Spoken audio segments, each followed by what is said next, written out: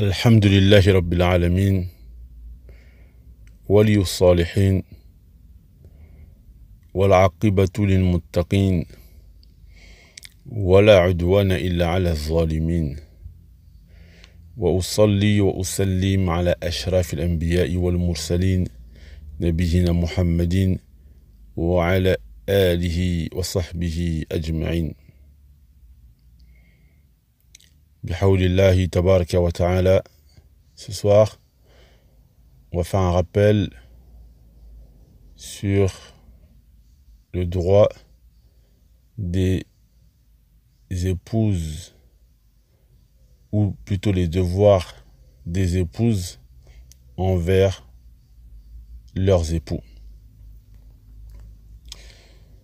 On a pu observer ces dernières années que le nombre de divorces, il a fortement augmenté.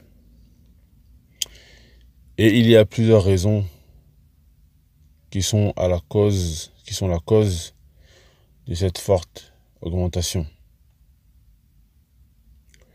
Donc on voulait, bi'ithnillah tabaraka wa ta'ala, faire un rappel profitable à toutes les personnes qui écouteront cela, toutes les personnes qui projettent de se marier ou qui sont déjà mariées, afin que ça puisse être une cause, ce rappel puisse être une cause, afin que les personnes rentrent dans cette adoration, le zawaj, avec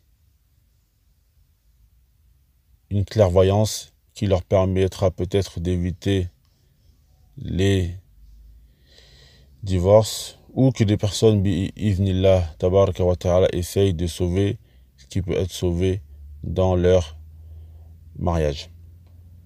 Allah tabaraka wa ta'ala, dans son livre saint, quand il a mentionné le mariage, il a utilisé un mot lourd. Dans Surat An-Nisa, Allah Azza wa Jalla dit, en parlant du mariage, il appelle ça mithaqan ghaliza. Al-mithaq al-ghaliz. Al-mithaq al-ghaliz en arabe, c'est un contrat qui est lourd. Et les savants, ils ont dit dans l'explication du Coran que le sens par le mithaq ghaliz, parmi ses sens, c'est que l'homme, il s'est rendu son épouse licite, car à la base, son épouse, elle lui est illicite. Il n'a pas le droit de s'approcher d'elle, car c'est une femme étrangère. Et par ce lourd contrat, il s'est rendu cette femme licite. Quand on rentre dans un lourd contrat, comme le mariage, un lourd contrat, ça insinue qu'il y a des choses à respecter. Car dans un contrat, il y a toujours des clauses. Donc aujourd'hui, ici, par la permission d'Allah tabaraka wa ta'ala, on va parler en grosso modo des clauses que l'épouse se doit de mettre en œuvre afin d'amener la paix et la sérénité dans son mariage.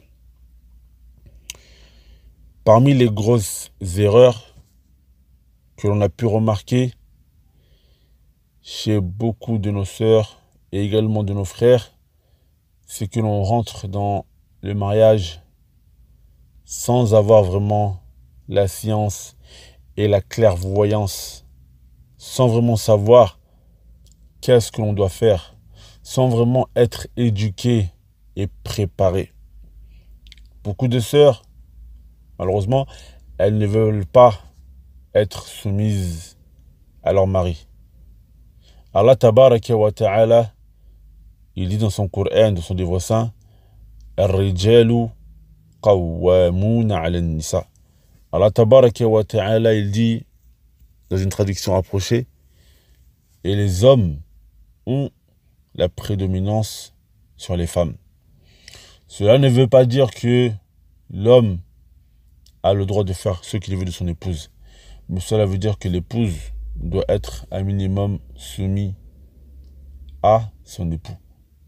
L'épouse doit être au minimum soumise à son époux.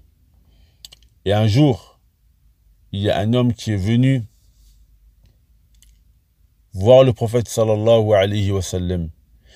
Et par respect envers le prophète sallallahu alayhi wa sallam, il a voulu se prosterner. Le prophète sallallahu alayhi wa sallam lui a interdit cela. Car se prosterner pour une créature, c'est interdit. Ça fait partie de la grande association. La prosternation, c'est un geste d'adoration que l'on ne doit vouer qu'à Allah tabaraka wa ta'ala.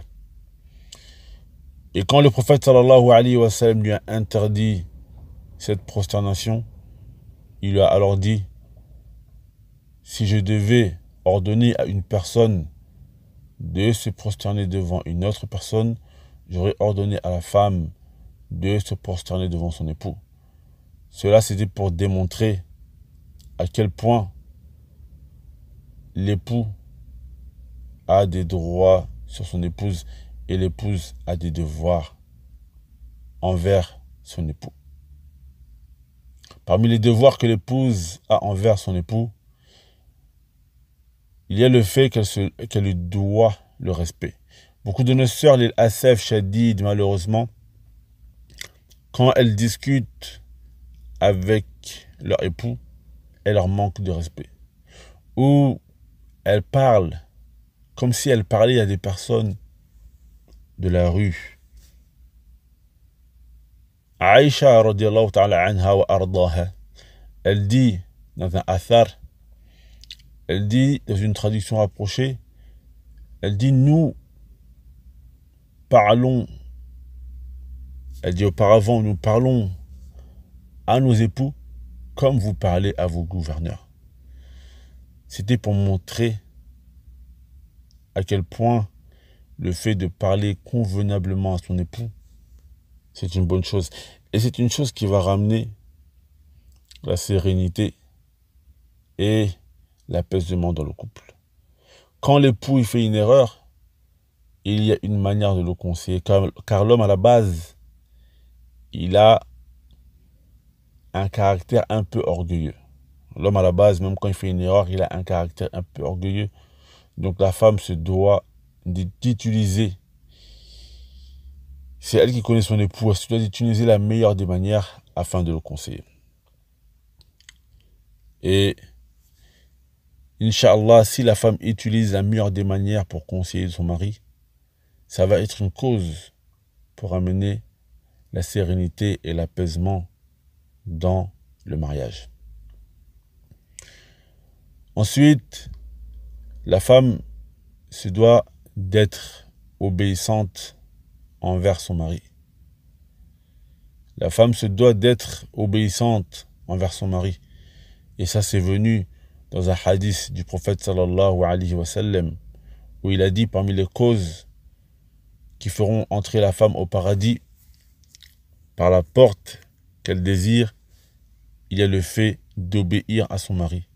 Mais bien sûr, cette obéissance ne doit pas être dans la désobéissance à Allah tabaraka wa ta'ala. Car le prophète sallallahu alayhi wa sallam mentionne dans un hadith qu'il n'y a pas d'obéissance à une créature dans la désobéissance au Créateur Jalla Jalal. Parmi également les bienséances et le bon comportement que la femme doit observer envers son mari, c'est qu'elle ne doit pas le trahir. Et la trahison, ikhwani wa akhawati, elle peut se manifester de plusieurs sortes différentes. Le fait d'entretenir des bonnes relations avec les personnes que l'époux n'agrée pas. La femme ne doit pas entretenir des bonnes relations avec des personnes que l'époux n'agrée pas, sauf si c'est dans le but d'améliorer ses relations entre l'époux et cette personne, etc. Mais si un époux pour une raison religieusement convenable, s'écarte de certaines personnes, la femme ne doit pas être proche de ces personnes ou s'allier avec ces personnes contre son époux. La femme également doit préserver les biens de son époux quand il s'absente. Elle se doit également de préserver sa personne. De préserver sa personne et de ne pas faire rentrer des inconnus dans la maison de son époux.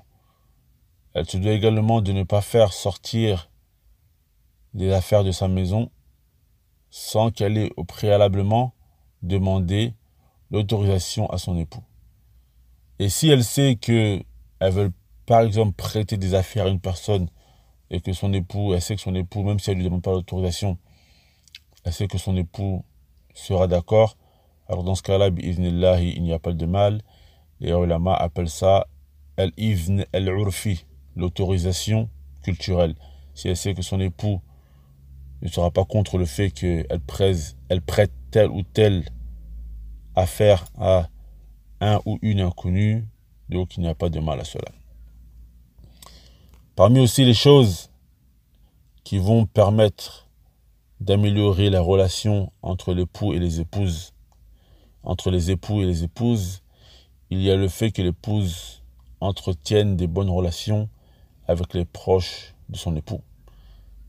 C'est ainsi que le prophète sallallahu alayhi wa sallam, même après la mort de Khadijata radiyallahu ta'ala anha wa ardaha, le prophète sallallahu alayhi wa sallam visitait les proches de Khadija même après sa mort.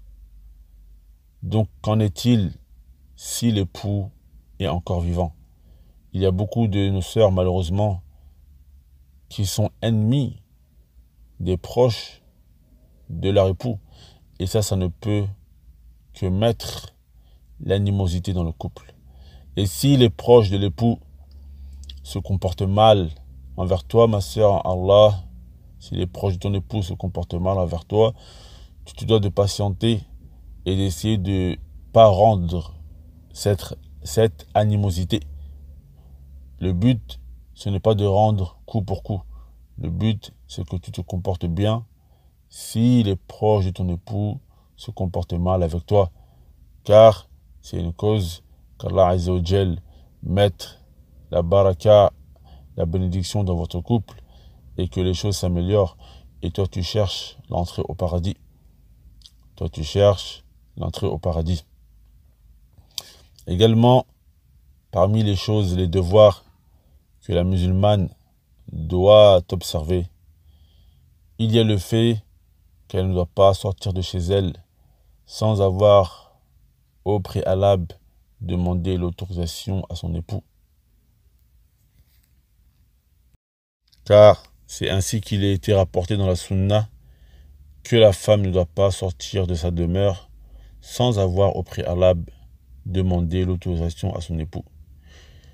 Quant au fait que si la femme sort sans avoir demandé l'autorisation à son époux, car elle sait que son époux ne sera pas contre, on appelle ça également al-izn al-urfi, car par exemple, si tous les lundis ou tous les jeudis, son époux sait qu'elle doit aller à son cours de Coran, etc., si son époux lui donne une autorisation générale, il n'y a pas de mal à ce qu'elle sorte sans lui avoir demandé l'autorisation, car il lui a donné une autorisation générale. La femme se doit également de bien s'occuper de son époux, comme cela est connu dans la culture du pays dans lequel ils vivent. Elle se doit de lui préparer à manger si c'est ainsi la culture du pays. Elle se doit de s'occuper de son foyer si c'est ainsi la culture du pays. La femme se doit d'être au service de son époux, car ça fait partie des causes qui vont ramener la sérénité et l'apaisement dans la vie conjugale. Malheureusement, il y a beaucoup de femmes qui rentrent dans le mariage et qui ne veulent pas se soumettre à leur époux. Elles disent que Cela ne fait pas partie de... C'était avant, ça ne fait pas partie de la mentalité des femmes d'aujourd'hui. Elles préfèrent travailler, etc., etc. Malheureusement, c'est l'occidentalisation de certaines sœurs qui mettent un peu... C'est l'occidentalisation de certaines sœurs qui fait que il y a certains problèmes dans les couples, dans certains couples. Donc la femme se doit, bi'idhnillah, d'être au service de son mari et d'aider son mari.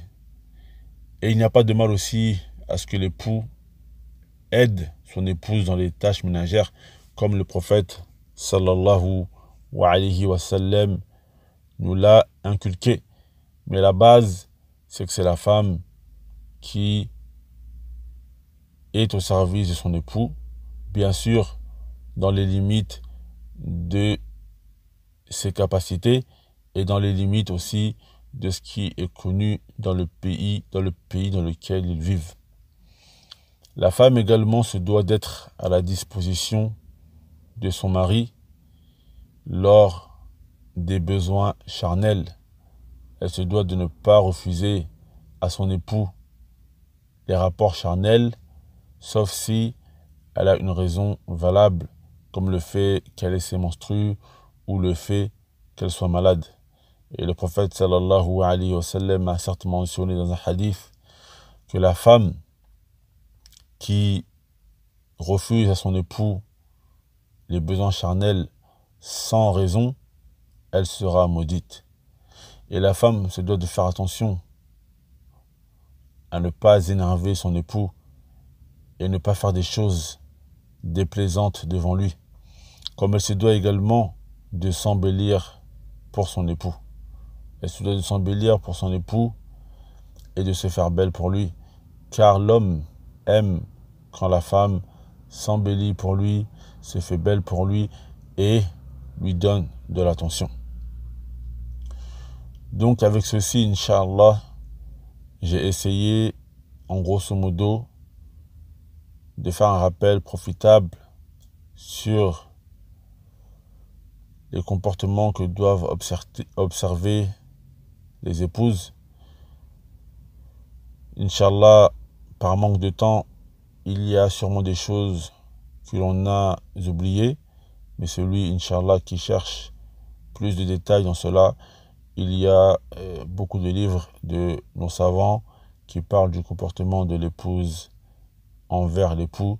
En tout cas, j'espère que cet audio pourra être profitable à celui qui en a besoin. Et on demande à Allah tabaraka wa ta'ala de mettre la baraka dans les mariages des musulmans et des musulmanes. Il est certes capable de cela. Wa sallillahumma wa sallam ala sayyidina Muhammad wa ala alihi wa sahbihi ajma'in.